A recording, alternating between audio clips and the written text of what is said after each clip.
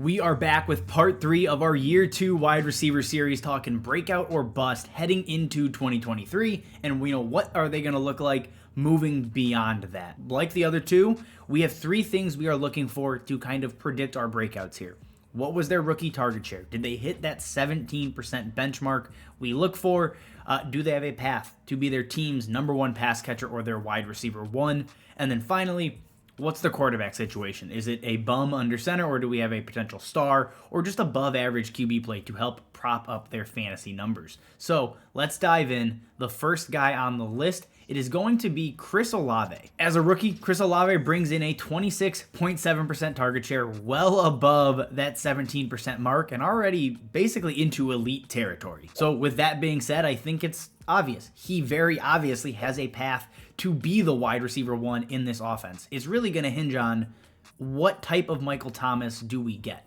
Is he even going to be healthy? Is he going to play? And if he is on the field, is he the Michael Thomas we saw, 3-4 years ago, or even, at the beginning of last season? Or is it some washed up version of Michael Thomas? That honestly is going to be the biggest question mark for Chris Olave heading into 2023. Wide receiver room aside, when we go ahead and look at the quarterback under center now, it is no longer, Jameis Winston and Andy Dalton. It is now Derek Carr. And I get what you may think of Derek Carr as a real life quarterback. I think he's perfectly average, but for fantasy, I love having Derek Carr throwing to my wide receiver. Look at what happened with Devontae Adams last season. He was still as good as ever, essentially. And Chris Olave, with Derek Carr, should see a boost in production. Andy Dalton was perfectly fine. Derek Carr is much better. That situation has improved tremendously. And then when we look beyond our 3 kind of check boxes that we're trying to hit, he pulls in a 29.3% target rate. Again, he is in elite territory already as a rookie, and that target rate is honestly a summation of how good he is as a route runner already as a rookie, right? You're looking at a guy with an 83rd percentile win rate versus man. He's on his way to becoming an elite wide receiver as far as route running is concerned in year 2 already, right? And finally, how Chris Olave gets the ball is just going to lead to a ton of spike weeks. Last season, 24% of his targets were deemed as deep targets, by Player Profiler. This is a guy that is continually getting the ball down the field. And while he may not be like a yak machine, he's not breaking a lot of tackles, he's not doing a ton after the catch, he's still proven he is capable of having these massive chunk plays just in how he gets open and how consistently he does it at all 3 levels. So in totality, honestly, top 15 feels likely. And to me, that is a breakout for Chris Olave. And when you look at how he gets the ball, how he gets open, all the things we just talked about,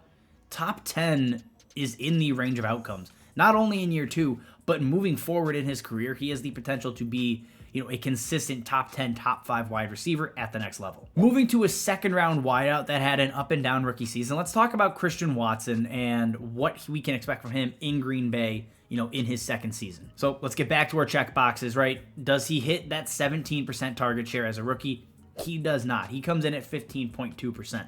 But like we talked about with Romeo Doubs, if Christian Watson is fully healthy, right, if he plays every single game or doesn't miss snaps trying to get back to 100%, he probably clears that mark. So while in theory, no, he's not there, I treat him as a guy that probably earned a higher target share than actually shows. So while he ended up not earning a higher target share than Romeo Doubs, I still think Christian Watson should be the wide receiver 1 moving forward. I think that's going to be the consensus take. ADP is already viewing it that way. Christian Watson is just a higher ceiling player. So the path to wide receiver 1, yes, he absolutely has that path. It should be his job to lose at this point. Now, the wide receiver 1 for who? That's a big piece of this puzzle. It's no longer Aaron Rodgers. Rodgers is gone.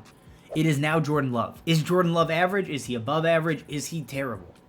We have no idea. My bet is he's probably not very good, because if he had flashed greatness or they had seen pieces of Jordan Love saying, man, we got to get him on the field now, Rodgers probably doesn't come back in 2022 and they trade him then. Instead, right, they beg, they plead, they extend Aaron Rodgers, and now they have Jordan Love.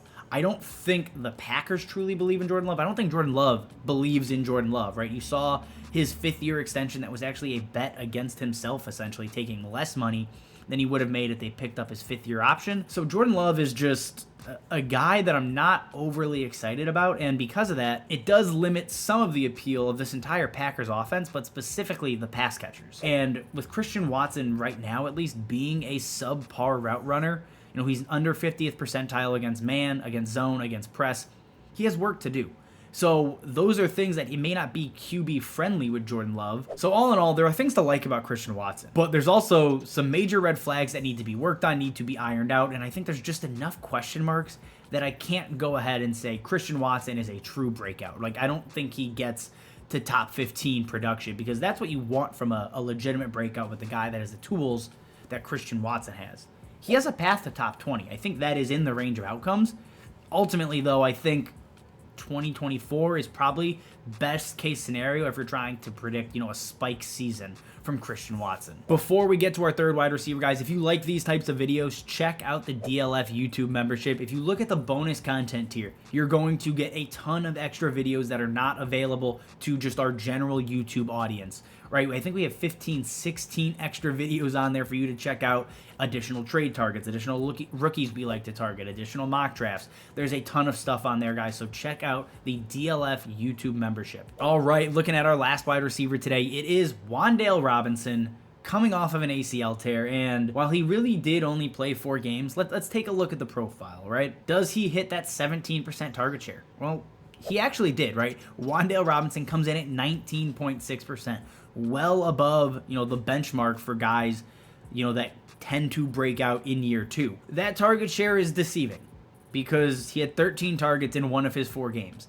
That is a massive boost. It severely props up his actual target share, and I'm not just going to exclude it, but you have to mention that, of his 31 targets, almost over a third of them came in 1 game. Does he have a path to be the wide receiver 1 in this offense? I think he does, because it's a terrible wide receiver core. It is him, it is Jalen Hyatt, it's Isaiah Hodgins, Darius Slayton. It's just a nasty group of wide receivers, to be honest. So the path to wide receiver 1, I don't know if it really means a lot. It's not a massive vote of confidence in Wan'Dale Robinson, more so than just somebody has to do it. So why not Wan'Dale Robinson? And then, who's throwing to this just terrible wide receiver group? Well, it's Daniel Jones, and for fantasy, Daniel Jones was much better last season as an individual player. Is he someone I am excited about if he is the quarterback throwing to my wide receivers? No, he's not, because he's going to run a lot. Saquon Barkley is going to take a lot of targets. He is going to run a ton.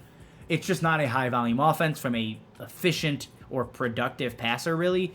So no, I don't have a ton of confidence that Daniel Jones is going to go and support, a breakout season for Wan'Dale Robinson here. As a player, Wan'Dale Robinson, again, it's a small sample size, but his route running from Matt Harmon, what he charted in reception perception, is just very, very underwhelming. He is a 31st percentile win rate versus man, 24th percentile win rate versus zone. That is not what I want to see from a slot wide receiver. It's just not. You should be able to dominate against zone. You should have good success versus man. Instead of, he is just painfully below average. He's not a good route runner, which I think shocked a lot of people, because I thought he was going to be significantly better, at least coming out of college. And then to top this all off, he is coming off of an ACL tear. Guys come back slowly. It doesn't matter what week it happens the previous year, receivers always come back slowly. And when you don't have a quarterback that is going to just hammer you with targets, right? He's not going to be throwing a ton. You don't have, a elite profile in terms of size, route running, all of these other things. It's very difficult to get excited about a guy coming off of an ACL tear. So I think realistically, no, I do not think Wan'Dale Robinson shocks us and has a massive breakout season in 2023. I think that would be very surprising. In reality, he's going to be lucky to be at like a top 36 wide receiver. It's just he's going to come along slowly. That is going to hinder his production. Ultimately, it's not going to be a fun season if you are a Wan'Dale Robinson believer. All right, guys, that is all we have for you. Again, if you like what we're doing here, check out the DLF YouTube membership. If you have questions, you have comments, drop it down below. As always, thank you guys for watching, and we will see you next time.